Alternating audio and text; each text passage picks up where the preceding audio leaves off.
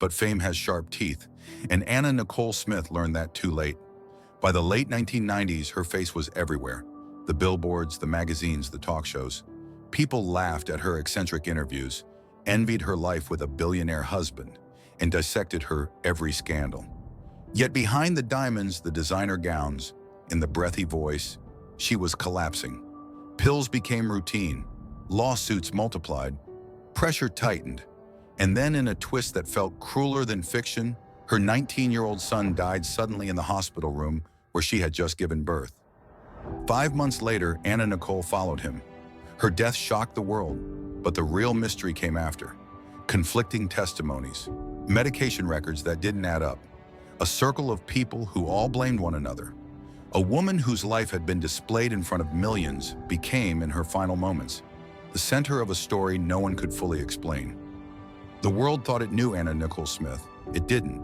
And the truth behind her rise and fall is far stranger and far darker than the headlines ever revealed.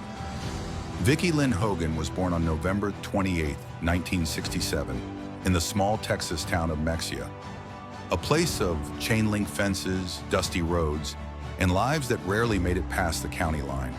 Her childhood was hard in ways that never made the glossy magazines. A fractured home, a mother who worked constantly, a stepfather whose presence brought fear instead of safety. School offered no refuge. She struggled, fell behind, drifted. By 8th grade, she dropped out entirely. What she did have was a longing, vague, powerful, and impossible to place. Something larger than the world around her. Something bright enough to drown out the noise of a life that felt predetermined. At 17, she married Billy Smith, a cook she met while working at a local fast food restaurant.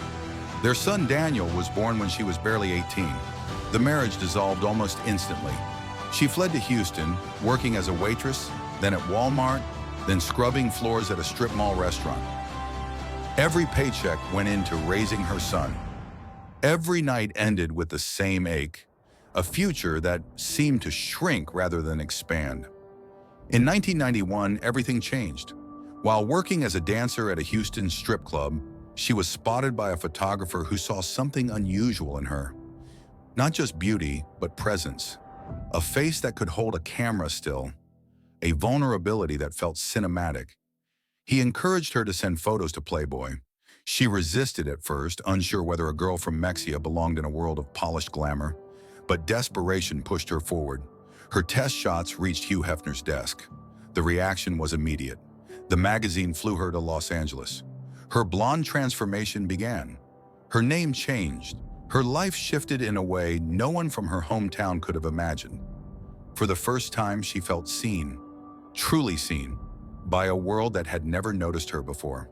Anna Nicole Smith was born from the bones of Vicki Lynn Hogan, and Hollywood, hungry for a new fantasy, opened its gates for her. In 1992, Anna Nicole's ascent began with the force of a spotlight snapping on in a dark room. Playboy introduced her as the magazine's newest discovery, a blonde with soft curves, wide eyes, and a camera presence that felt both innocent and dangerously seductive. The following year, she was crowned Playmate of the Year. Her photos splashed across covers in more than a dozen countries. In a matter of months, she went from an unknown single mother to one of the most photographed women in America. By 1993, fashion took notice. Guess?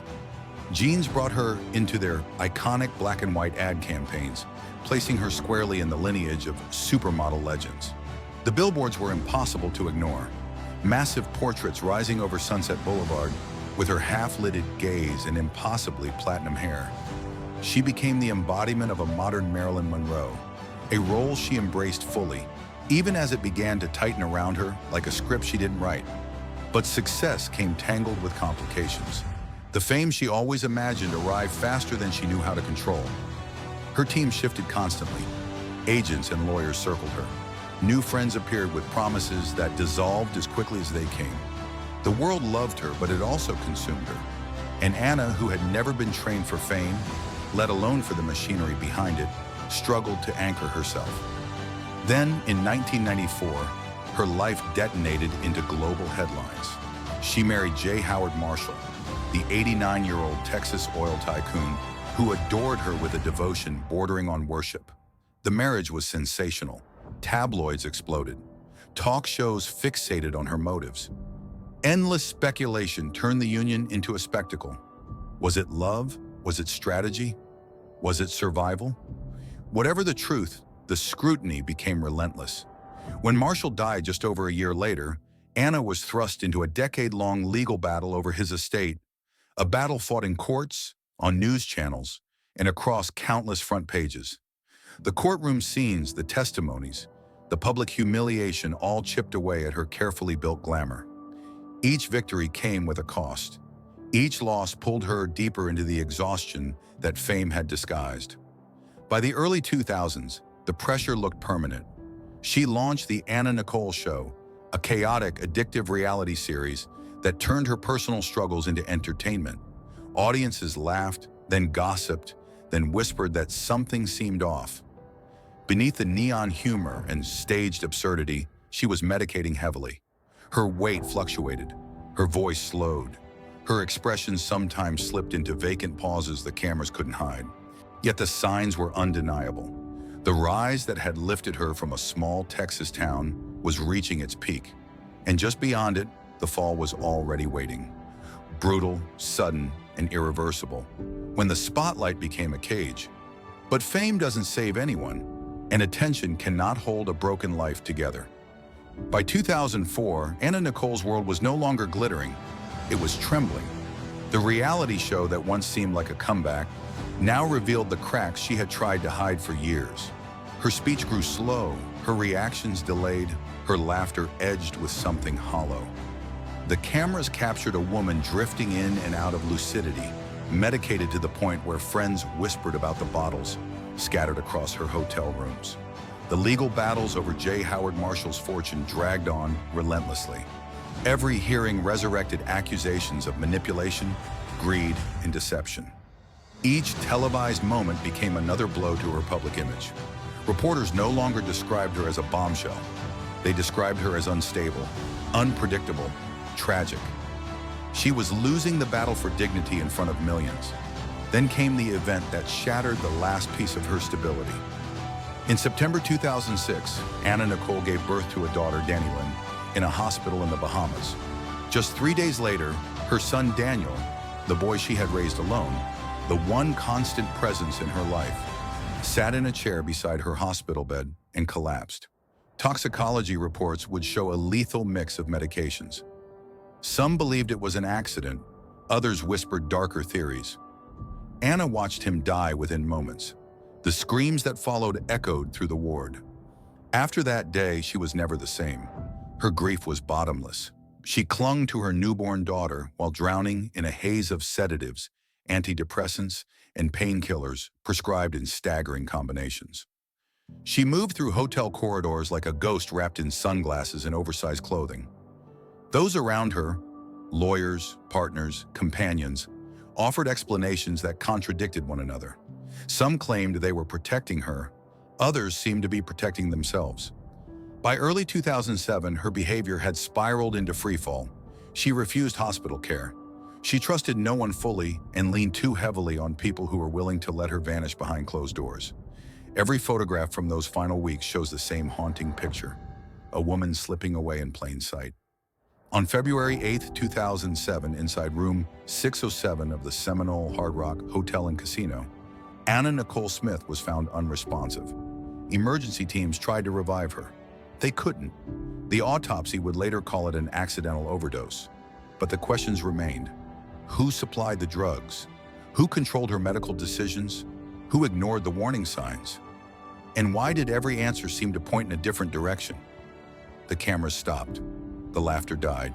And Hollywood, for a rare moment, fell silent.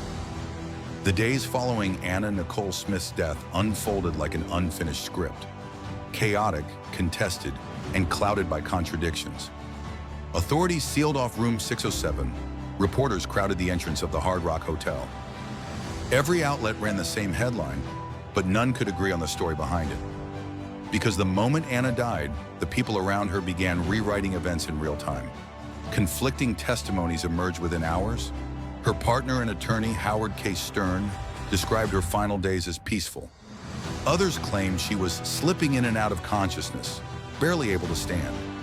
Medical records revealed she had been taking a combination of sedatives, anti-anxiety medications, methadone, and painkillers. Dozens of prescriptions, many under names that weren't hers. The question no investigator could definitively answer was how a woman so visibly fragile had been allowed access to so much medication without intervention. Then came the courtroom storm. A custody battle erupted over the infant daughter she left behind. A baby girl who suddenly became the center of a three-way legal fight on live television. Howard K. Stern insisted he was the father. Photographer Larry Burkhead claimed he was. Even Anna's own mother entered the arena. The spectacle played out across the networks, transforming a child's future into tabloid fuel. When DNA tests confirmed Burkhead as the father, the frenzy only grew louder. Meanwhile, the investigation into Anna's death continued to reveal unsettling details. The medical examiner ruled it accidental, yet lingering doubts never faded. Why had she refused hospitalization days before collapsing? Why were her doctors writing overlapping prescriptions? Why did those closest to her seem to remember events so differently? In the Bahamas, where Anna had hoped to raise her daughter, her son Daniel's grave became a symbol of the tragedy that consumed her. Years later, documentaries and legal inquiries would revisit the final days of her life, only to reach the same uneasy conclusion. The truth was buried beneath too much chaos, too many secrets, and too many people with something to lose. Anna Nicole left behind no estate, no fortune, and no final message. Only a daughter, a grave beside her son, and a story that refused to settle into a single explanation. Her rise had been bright, her fall had been violent, and the aftermath was a maze with no exit. Hollywood forgets quickly, but Anna Nicole Smith is one of the rare figures it can't seem to let go of. Her life, dazzling, chaotic, heartbreaking, became a kind of modern myth, a story people revisit not for the glamour but for the rawness underneath it. She arrived as a fantasy, but she left as a warning. In the years since her death, her image has been resurrected again and again. Documentaries sift through her final months, trying to piece together a truth that still slips through the cracks. Journalists re-examine the legal battles that define her public identity. Former friends and associates come forward with new memories that only deepen the mystery. Every attempt to understand her life seems to reveal another missing fragment. Yet for millions, her most enduring legacy is the fragile humanity behind the spectacle. She embodied a dream that America sold to every girl who'd grown up invisible. She captured the spotlight with a smile that looked effortless until you learned what it cost her. And beneath the diamonds, billboards, and magazine covers was a woman fighting loneliness, addiction, and unrelenting scrutiny. A fight she ultimately couldn't win. Her daughter, Dannylyn, grows up far from cameras now, raised deliberately outside the world that consumed her mother. She is the last living connection to a story that burned bright and ended abruptly, a reminder that Anna Nicole's life was more than headlines and scandals. It was a life of longing, for love, for stability, for something soft in a world that kept cutting her. Today, Anna Nicole exists in the collective memory as both icon and cautionary tale, a symbol of the price of fame, a modern Marilyn whose glow was inseparable from her shadows. And when her name resurfaces, as it does year after year, the question that lingers is never about her beauty or her scandals, but about what might have happened if the world had looked past the performance and seen the woman underneath. Her story ends quietly, but it echoes long after the credits fade.